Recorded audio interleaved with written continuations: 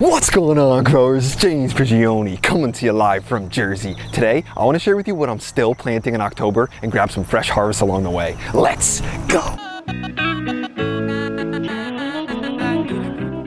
Even though I'm only 6 days away from my first expected frost date, I'm still planting some stuff. And that may sound crazy to you, but what we need to remember is this is only the first expected frost date, and that it's only a guess on when the first frost is going to come. It's not a guarantee. So I've looked back through my notes and noticed that I've missed out on extending my season as far as I could and not growing as much food as I possibly could have. So what I want to do is try to continue planting things this year and not miss out on anything. I love using the first expected frost date as a guidepost and a gauge to when I plant things, but it's not set in stone. Let me grab some cauliflower that I have right here as I continue to talk a little bit about what I'm planting this year and give you a list of exactly what I'm still planting right now. So while I'm planting stuff too, I'm still harvesting. So I'm gonna crack off all these sides, see if Tuck maybe wants a piece. Want a piece, boy? He usually likes the cauliflower. Want a piece, boy? If you guys love seeing Tuck in the video, just hit the like button. It's tough for me to harvest anything or really do any videos without this guy showing up. So we'll give him a little of that to snack on. But when I look up the first expected frost date, I go on the website, the Old Farmer's Almanac. And the location that they reference when I put my zip code in is actually further north than me and more inland. So in my particular location, I'm a lot closer to the ocean because I'm only about 10 or 15 minutes from the ocean. And I also have the bay down just at the end of my street. What goes on with this is it forms kind of like a microclimate. And I think my area stays a little warmer from all that from the heat and everything coming from the ocean and also the bay. So again, we look at that Old Farmer's Almanac and we have to realize that it's only a 30% chance that it's completely accurate. That's what it says on the website. Also, when it says the first expected frost date, it's only a 30% chance of a light freeze. And a light freeze on the website is defined as anywhere from 29 to 32 degrees Fahrenheit. So some of my cold hardy crops that I'm just getting in, I think can survive this. But even if they don't and a hard freeze comes, I've got a number of methods that I can use to make sure I keep that frost off it. I'm in zone 7A here. And when I look ahead at the weather, the lowest temperature I see up until the 23rd of October at night is 44 degrees. So that's pretty good, especially if I'm planting some new stuff out. And even if I do get a light frost, the thing is, I'm planting a lot of cold hardy veggies. So those are things that can really take those frosts. But if I do end up getting a moderate or severe frost, I've got a number of techniques that I can use to help protect the plants that I'm just actually starting. You'll notice right here, these dragon tongue beans. This isn't one of the things I'm starting. These are just something that I'm harvesting right now because I planted these early in the season, using that first expected frost date as a gauge. So this thing's loaded here. We're gonna be getting a lot of beans still. But what I wanna share with you is those techniques that I'm gonna use real quick to make sure I extend the harvest, and then I'll show some of the stuff that I'm actually still planting right now. So what I could do is if I get a moderate or severe frost that comes, the first thing is that I'm planting cold hardy crops. So they're gonna be actually okay with that. But if they're young, they won't be. So I can take a row cover and put it over top, and that'll really protect my younger plants. Also, what I can do is get this plastic on, because this thing right here is going to be a hinged hoop house. So the plastic over top will really guarantee that I can get that good harvest later into the season and my younger plants don't die off. Like I mentioned, I'm planting cold hardy crops, things like Claytonia. This is one of my favorites. Last year, it grew all winter long for me, even up until the spring, and that was without any covering. It also tastes fantastic too. Also called miner's lettuce. One thing I love about the Claytonia is that it's not in the brassica family, because a lot of the plants that do really well later in the season seem to be in the brassica family, so this is like a nice break from it. It's also called winter purslane, and that's what it reminds me of. A purslane, it's got that same kind of texture and a very similar flavor. An important thing to note is when plants are young and just starting to grow, they're not going to be as cold hardy as when they have a number of true leaves. So the more established and larger the plants are, the more cold hardy they're going to be. And freshly transplanted crops, they're not going to be as cold hardy because they haven't yet fully set their roots into their new home. When choosing cold hardy plants, another thing that's important we need to take into account is variety selection.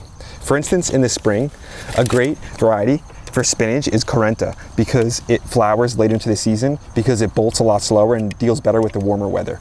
But in the winter, we want to grow varieties like the winter Bloomsdale or the giant winter spinach because these are going to be more cold hardy.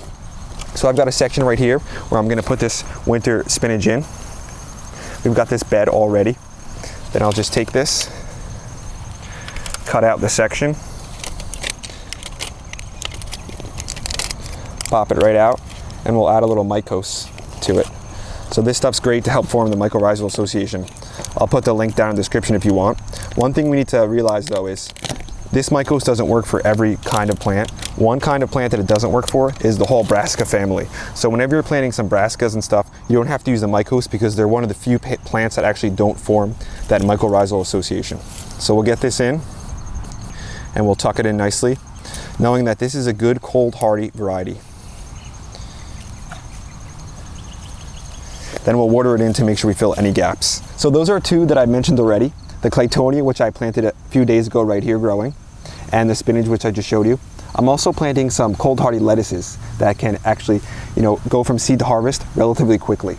Also, I've got some mashi in the ground, which is super cold hardy. And there's one variety that's really cold hardy. I can't really pronounce it that well, and I'll just put the name of it right here. It's like Verte de Cambrai or something like that. So those are a few more. What I'm also planting at this time of the year is Mizuna. That's a good cold hardy mustard green, and the cold hardiest one of all the kales right here. This is the Ragged Jack, also known as the Red Russian kale. You'll notice this is a little bigger. I also am still getting a lot of the Swiss chard, but I don't have to plant that right now because my Swiss chards have been growing since the spring, and they're going to be growing, all season. So that's one of my favorite crops, along with the kale, to plant early and also have it extend even further. I'm still planting some new kale plants though, as you'll notice right here next to me. We've got some younger kales coming up here, here, and here. Then I'm also growing tatsoi, which is one of my favorite winter hardy ones, just right down here. A few other crops that I'm still planting at this time of the year are arugula, and this variety I'm planting is specific for this time of year. This is the ice bred arugula, so it does well into the winter. You can tell just by the name. I'm also planting some wrinkled crinkled cress, which is a new one that I'm planting this year. I'm hoping it's delicious. And I'm planting some radishes even at this time of the year. So these radishes are nice because they're only about 25 days to harvest. And one thing you'll notice is that the radishes are like the only kind of plant that I'm growing that isn't just for the leaves. So as the days shorten and the temperatures drop, things are going to grow much slower. So I want to focus on growing things that are just essentially for the leaves. I'm not planting cabbage right now or cauliflower because in my opinion, there's just not enough time or enough light. So I'll bring you over to this section. You'll notice I've got a lot of things planted into the ground here. But one thing I didn't mention that I'm trying to extend the season with is I'm growing these turnips right here. So these turnips are going to take a good amount of time, but the thing about these is even if I don't have enough time to finish these turnips, I can still eat the turnip greens.